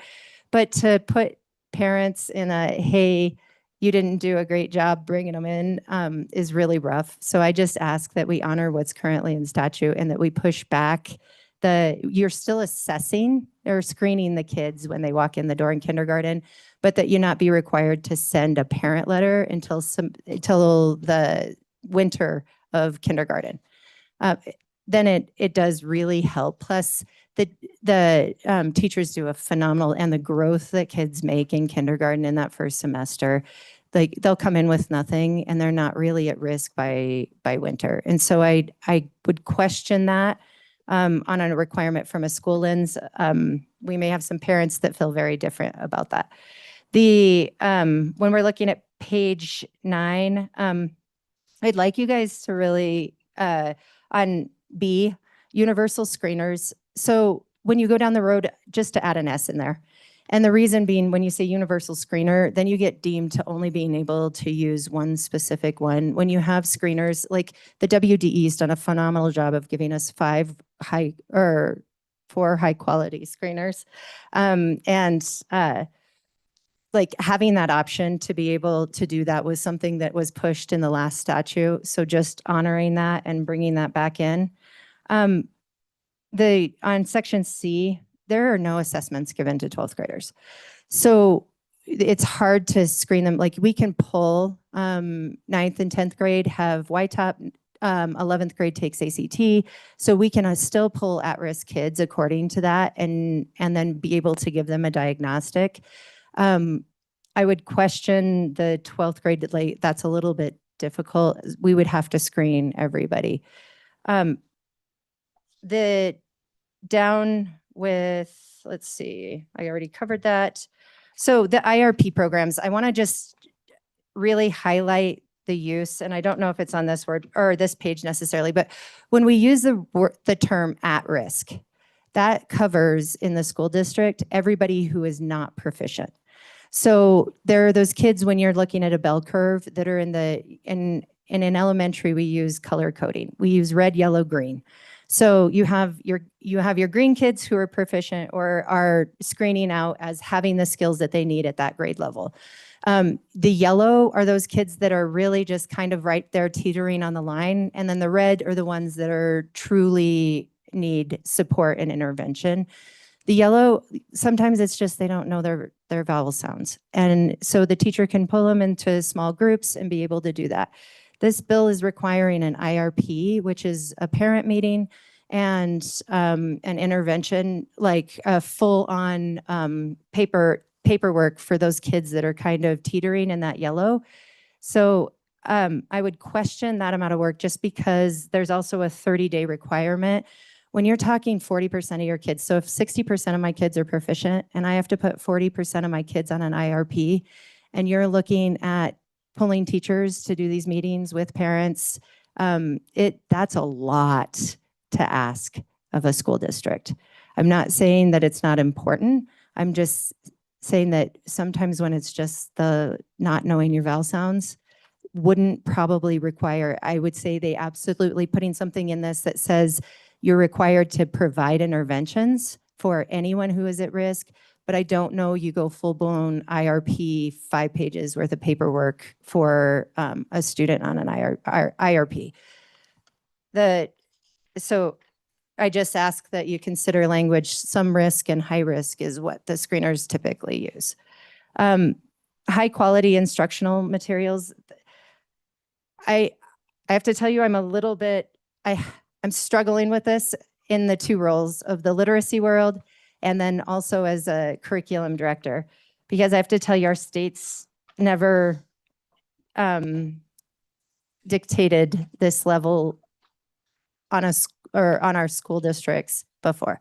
So that fundamental, it's the way that I read this bill, and I don't know if I'm wrong, they're going to give us a list of curriculum for which is approved to be able to use. So we're going to have to purchase that. So, and it's not going to be cheap. And then we're also going to have to only stick within the what guidelines are required by the state. Typically in the past, the state's made recommendations to school districts, but Senator Scott, I understand that corrective action piece. So like that you're asking on the, what happens when a school district doesn't do this or what happens, like, I think there should be some leeway in if school districts aren't complying, then they are required to do these things. If they are complying and they are meeting a certain level of success, that leeway turns, or I mean that language turns into may and not shall, or not be required per se. When we use the term supplemental, it gets a little tricky because typically you supplement core curriculum in instruction, and then you would use interventions on page 10. You would use interventions at the tier 2, tier 3 level. On page 11, we spent a lot of time with the current statute to make sure that kids were not being pulled during core instruction, that all students were required to be there while you're doing core instruction. And so the language is a little confusing on page 11 where it says instruction and intervention for students with significant and persistent reading difficulties. I would just strongly encourage that this committee look at putting in the language that says students shall not be pulled from core curriculum and that the interventions shall be in addition to this. So it doesn't allow for school districts to pull children during core instructional time. The Representative, yes, could sorry. I ask you to kind of tie it up? I've Yep. got about 5 people online, and I think there's a whole lot of folks here in the room that still want to testify, and we're about 20 minutes away from having to gavel in. So Okay. here's what I'm thinking. You know, you got some great ideas, and we'll take those under advisement. And I think if we can get this through this side, I think you're the one to start working on some of those things for the other side, whatever we don't fix here. But Okay. anything else? The final one that I would strongly like to ask for in the school district, and just considering the teacher shortage piece, one that on section 16 that we really clean up that language. So it says literacy teachers licensed. So that's very, very clear. And that there is leeway because it says in here that it's just temporary, so basically they have till they renew their license to be able to get this certification, and that PTSB can put them on a provisionary license. Provisionary licenses don't extend any longer than 2 years. And the way this reads, the person will lose their job if they do not hold the credentials. So I ask you to consider that when we talk teacher shortage and we're looking at veteran teachers, that it not be punitive to the point that they can no longer teach. And that's all. Yeah, thank you so much. Questions for Representative Jarvis? Okay, thank you. Anyone else in the room that would like to come up? I think the PTSB is coming, and then we'll just fill the chairs. We've got 4 chairs, so yeah, we'll fill as many as we can, and I know we're running out of time. You know, if we don't get to this bill today, we'll have to hold it off till Wednesday, which is okay, except that I know a lot of you've traveled. So if we can finish it today, we'd love to. Go ahead. Welcome. Good morning, Madam Chairman. My name is Brendan O'Connor. I'm the Executive Director of the Wyoming Professional Teaching Standards Board. Beside me is Stephanie Benbow, the Assistant Director for PTSB. This is her first time in this setting, so it's kind of learning on the job a little bit. So I do appreciate the comments that Representative Jarvis did just mention about some potential unintended consequences for some of the requirements for licensing. Can we do it? Yes. But we do have and have seen, and your committee members have seen during the interim evidence of pass rates on tests where sometimes it can impact people's getting licensed. So I just want to kind of put that forward a little bit. Do we think it's fine? Yes, we're looking at revising the test and adopting a revised test that will better meet this requirement. That will be coming later this spring. The board did create 2 new endorsement types. One is called a dyslexia specialist endorsement, and one is called a structured literacy endorsement. And so both of those, we do have some committees working on those, defining the requirements to earning that. And so on page 17, line 7, we do have an existing reading endorsement, and many instructors do have that endorsement. They are able to provide reading supports and services to students. Additionally, they can do that in the secondary schools in Title I settings.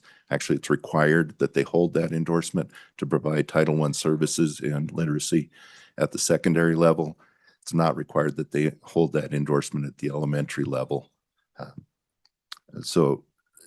And I believe Senator Rothfuss did say when he was reviewing this that language may need some tweaking a little bit on that. So I just wanted to state that we'll have to work out what literacy competency means in our rules and how we'll track how people have met that. Yes, go ahead, Senator Rothfuss. Thanks, Madam Chairman. So Brendan, based on what you have been working on, and it sounds like you've made good strides in moving in this direction. Do you have any suggestions on how we can tweak that F language? I was actually thinking reading specialist endorsements aligned with, so we take off A, we have reading specialist endorsements, and it sounds like you've got 3 right now, or will have 3 probably by the time this goes into effect. Does that seem like it takes care of that concern? Mr. O'Connor? Chairwoman Schuler, Senator Rothfuss, yes, I believe that would provide more options. And so it's not limited to just one, and then we have to figure out which one would best fit. Thank you. Let's do that. And also a follow-up on that, in section E on 16, I think Representative Jarvis made a good catch there. If we just added literacy teachers license on E instead of just teachers, because I think that's where some of the districts are having some issues. They think everybody's got to go through the same thing, whether they're a reading specialist or not. So I think if we put literacy in front of that, that would qualm a lot of the district's issues. Or would you be okay with that? Madam Chairman, I want to be sure that I'm clear and also clear with the intent of this. Yes, we can specify who would need to be required for that. But my clarity is I want to be sure that I believe there's a lot of input from others that would want all elementary teachers to have this training and to have this license or additional endorsements to show that they have been prepared to assist, and it's not just a subset of teachers. So I want to be clear. I mean, we'll work with whatever comes out in statute, but yeah, go ahead. Yeah, Madam Chairman, on that point, the literacy teachers is not the intent. It really is, as Brendan's saying, because you've got the language that says shall demonstrate literacy competency appropriate to their instructional role and grade band as a condition of initial licensure. So the idea there is really that PTSB and work with the Department of Education to figure it out in more detail where you've got an appropriate literacy competency based on what your role is and give them the flexibility. Yeah. Because those are the kinds of questions that I've been getting from from principals that have elementary teachers. Do our music teachers, do our math teachers? I mean, they want to know, is it everybody? And that's going to create a problem if it's everybody, I think. So I think you're right, Senator Rothfuss. I think where it's differentiated, I think we might get by with that, but let's talk about that a little bit more. And Madam Chairman, briefly on that, that goes to rulemaking. And so that goes to an area where you would be able to have input in that process. And it just seems like it's much too detailed for us to be making those decisions without a more robust and changeable process. Okay. Anything else for the PTSB? Anything else you guys would like to add? Okay. Madam Chairman, I would just echo what Senator Rothfuss just summarized right there. That, Okay. in rules, Okay. we'll be able to figure things out. Okay, great. Thanks Thank you. for taking the time to stop by. Appreciate it.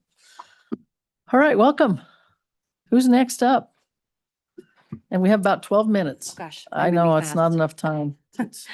So if Good we- morning. Sorry. Go ahead though, introduce yourself. Good morning, Chairwoman Schuler and members of the committee.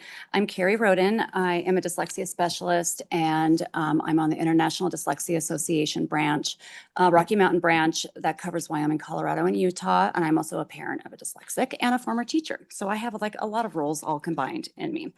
Thank you, Senator Rothfuss. You did a absolute beautiful job going over the bill. That's what I had on my sheet. And you can see now all of my notes that I'm like, oh, I'm going to change everything I had to say. So please bear with me again as I go through all of my notes and what was said. I do just want to clarify this is kind of a reminder and a review, not so much of a review of the law anymore, but that this is about Wyoming's children, like number one across the board. And it's not about egos. It's not about politics. You know, we want all kids to learn to read proficiently and be successful in our state. And I also, and again, you guys spoke on this, and I know this bill started with Senator Scott, was it in 2001? That, you know, the first reading bill came up. And so this has not been rushed. We have been working on this for, I mean, if we go back to then, for decades. And then with this new iteration, this was not rushed. You know, the WDE, along with educators and stakeholders, brought up the bill at the end of the last joint education session. And then that's been worked through over the year. And then we had, you know, I was lucky to be on the Joint Education Interim Committee Working Group with Representative Jarvis that helped with that. And also on Superintendent Dagenfelder's literacy cabinet that had 40 educators in secondary and elementary school. And so this has been thought through for a very long time and not rushed. Again, literacy is not a right, not a lottery system where you go to school. So I just want to go over a couple of things, which again, you guys have said a lot of. Number one is just the misinformation that's going out there about the bill. And a lot of that is the certification of everybody that teaches. We don't need like high school teachers or PE teachers or music teachers to be certified in literacy, but they do need to have the knowledge in how reading works in the brain and about dyslexia and other reading disabilities. For example, my very dyslexic daughter in 6th grade still didn't go through all of her intervention yet, could not read proficiently. She was in PE. The PE teacher had her accommodations, but for whatever reason weren't followed. One day she didn't want to go to school and I find out crying. She's crying. Why? Well, she's the only kid sitting on the edge of the gym because she can't pass the archery test to actually pick up the bow. But the archery test was all memory. It was all like these crazy words that you never work or hear of. And so for like 2 weeks, she had been sitting on the side of the gym crying and not wanting to go to school. And again, her teacher was a great teacher, but she just didn't have the knowledge. And so that's what we want. We want teachers just to go through a day course, those teachers, like in rules, it'll specify that, right? So I think a lot of what was said can be addressed in rules. All these specificities do not need to be in the bill. They need to be in rules. And again, to address Senator Scott's question about the follow through on the programming. And again, there's going to be change in some places and change is hard, but that's why one of the reasons we really push to have these definitions in here, and especially the definition of the evidence-based language and literacy instruction, so we know by that the curriculums they're using have to follow this in rule or in the definitions. That's why we didn't put it in rules. So new superintendents couldn't come in and change the rules, right? So it's law. It has to be followed. Yes, I think I covered that one. Let me just make sure. Again, the 3 queuing system, as you touched on, has been banned in states, including Texas and Florida. You know, lots of them are Republican states that have banned the 3 queuing system. And I wanted to clear up some things about the diagnostics. There is some confusion about diagnostics, and I do a diagnostic as a dyslexia specialist, and that's the test of dyslexia, and that is a standardized norm test that takes 2 hours. That is not something you give to a kid that's flagged on a reading screening. You give them a quick diagnostic that can last 5 to 10 minutes, and it's just like, okay, where are their gaps? Do they not know their short vowels? Do they not know their vowel consonant E? So it's just, you sit down with them, they read real words, nonsense words, following the scope of our language, and that's it. And again, this can all be addressed in rules. We have about 6 minutes. Okay. And I'll tell you what, we've got 3 more people in the seats that only give them each of them 2 minutes. And I think that's as far as we're going to get. Okay. So if you could just wrap it up, that'd be Yes. great. Thank you. Again, I think just things, what we need to keep what's in here and assign all these kind of smaller specificities to rules, basically. Thank you. Thank you so much. Please introduce yourself. Who wants to go next? Good morning, Chairwoman morning. Schuler and committee. My name is Shandell. I'm the founder of Paul's Mountain Advocacy for Literacy. And I'm also a director with WYO Right to Read. And I will be very brief. There were just 2 points I wanted to hit on. So the International Dyslexia Association diagnosis of dyslexia includes psychological problems. You all know my story of my son who committed suicide. I think it's imperative that you guys revise that definition to have that, or to have behavioral problems, because a lot of times these kiddos have memorized words and they appear to be okay readers, and they're being the class clown, and they're being the behavior, and they're having behavior referrals. There needs to be something to fall back on for those kids to go and get flagged. And secondly, I would like to point out that the 2 individuals that truly failed my son were the principal, who was a PE teacher before he became a principal, and the music teacher. So Senator Olson, you hit it on the point. Within their roles, they need to understand what these kids are going through, because if those 2 would have known, maybe my son would still be here. And please, you know, look at all the effort that's gone into this bill from educators and from parents. We deserve to know what's happening at the very beginning, and we need to keep reading a right. That's what this bill does. Do not let it get turned into a privilege again. Let's make sure that Grover's taught how to read. Thank you. Thank you so much. Appreciate your testimony. Who's next? Good morning, Chairwoman Schuler and members of the committee. I will hurry through this. I had given you a data packet, so I will go through that quickly. So thank you for the opportunity to speak. As a former teacher and a reading intervention specialist for 10 years, I also have some knowledge about how children learn to read. And so I would just like this bill to be more about more than just policy language. It is about whether every child in our state has equitable instruction and the support they need to learn and contribute to our communities, as well as our economy. I want to ground this conversation in data because the data tells us that Wyoming cannot afford to stand still and delay comprehensive literacy legislation for even 1 more year. The time is now, and I've prepared this packet of data for you to help illustrate why passing this legislation is imperative this year, and with hopefully minimum amendments to it, because we definitely need to keep the secondary and students in here.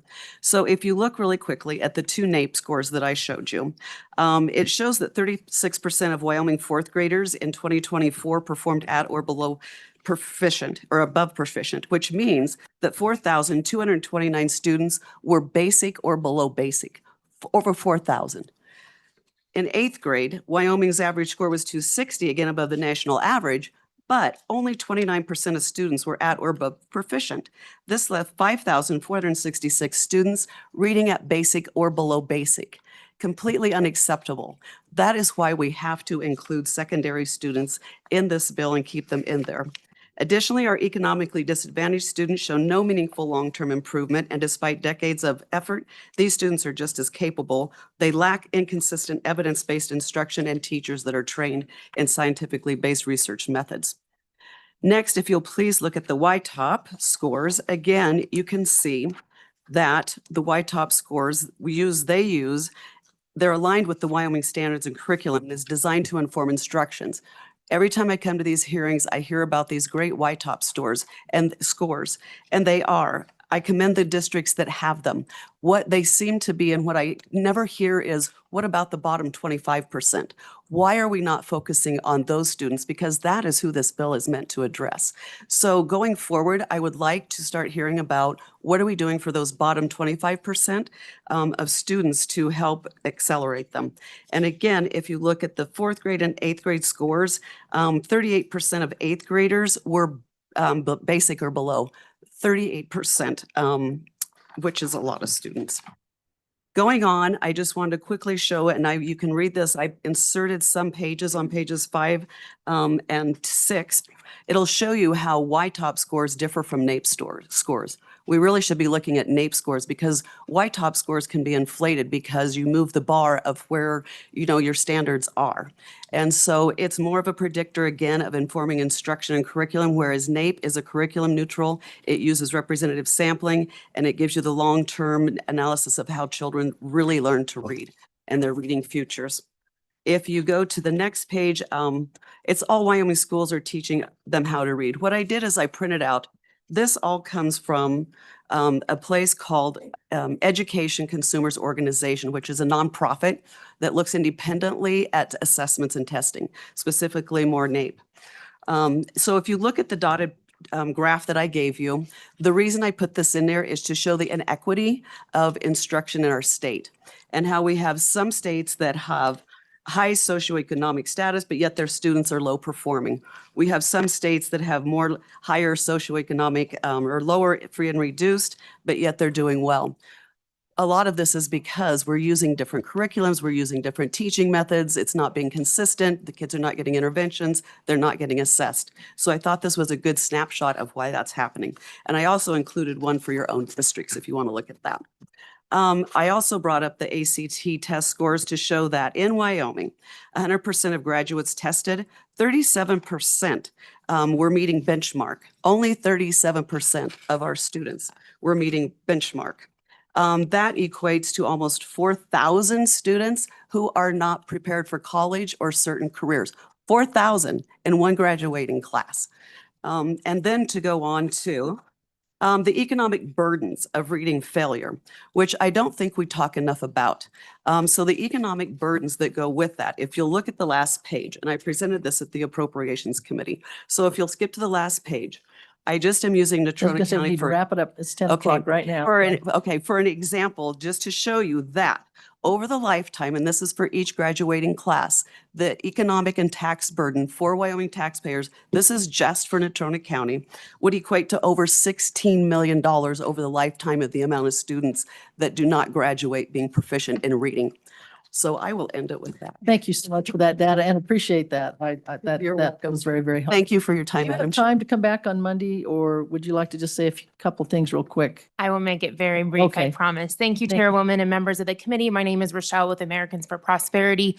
We are in support of this legislation and appreciate your hard work on it. I also greatly applaud the recognition of the role in the parent in this and will draw your attention to one item.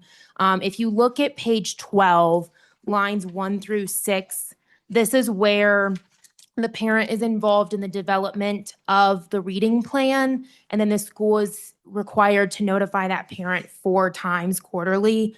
I would just put for your consideration that that can be increased at the parent's request, that if the parent requests an update more frequently than once a quarter, that they can receive that. Thank you for your time. Thank you for your testimony. We appreciate that. We'll take that under advisement. Obviously, we're not going to have time to make a motion on here. We're out of time. I know we had 5 people online, and there may have been some others in the room that wanted to testify. So we will carry this forward to Monday. Sorry, we had to rush through.